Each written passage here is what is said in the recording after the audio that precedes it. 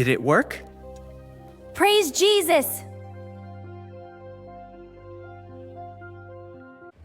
Hello, this is Johnny, and I want to believe.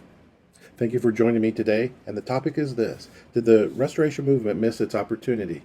Over the last 20 years, one church has taken sin seriously. Another church is trying to ignore sin and try to be super friendly and loving and accepting.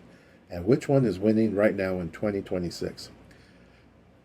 I'm going to talk about the lost opportunity of the Christian churches within the Restoration Movement. Stone Campbell movement for those of you outside of the movement.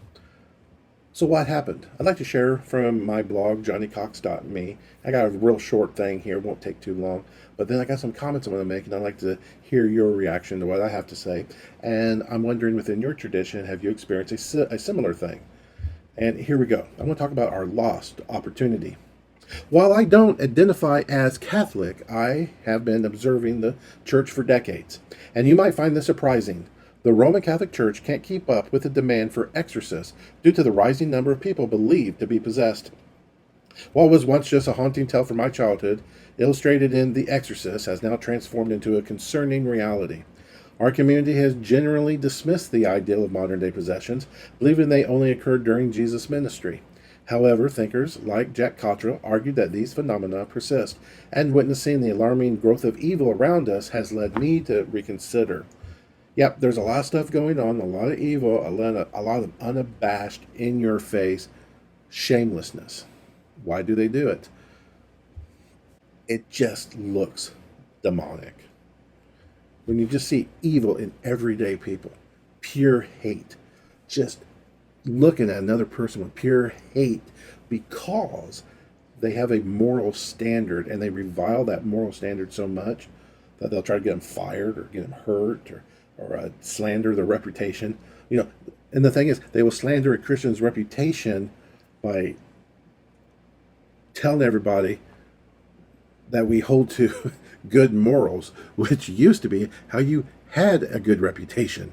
But so those like, that guy over there, he goes to church and he's married and he raises his own children. It's like, and he didn't abort them, So, but if I was a gangbanger and I was running around and I had 3 baby mamas and, that would be respected.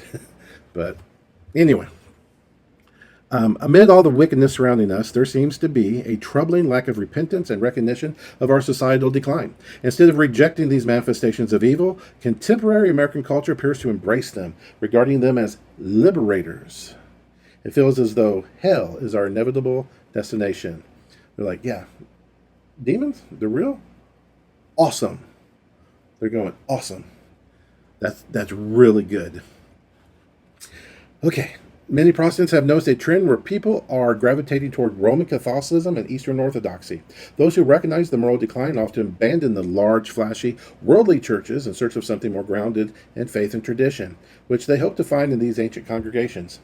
While megachurches face decline, many still attempt to cling to their seeker-sensitive models from the 90s.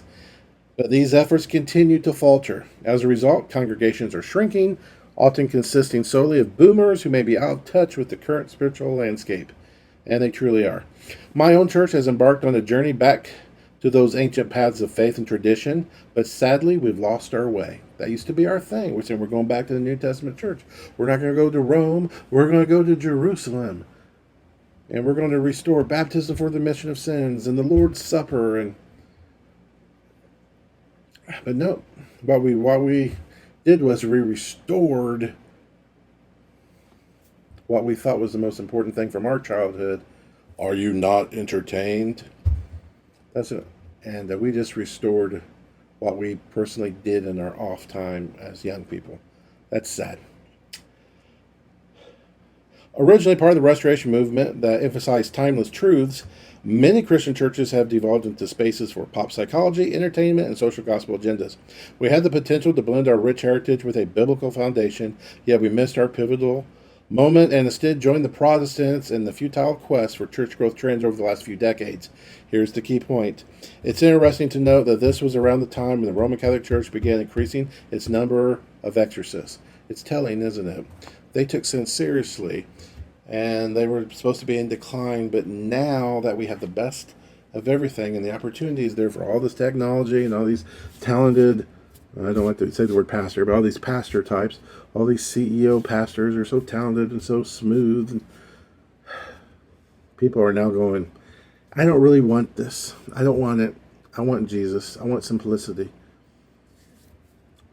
That's what people are looking for. They want a place that says, this is right, this is wrong. They're not scared of the supernatural. As a matter of fact, they want a church that can fight and battle the supernatural. Christian church, we don't even really believe in it. What's going on in your church? What are you guys doing to address the problems? Do you stand for truth?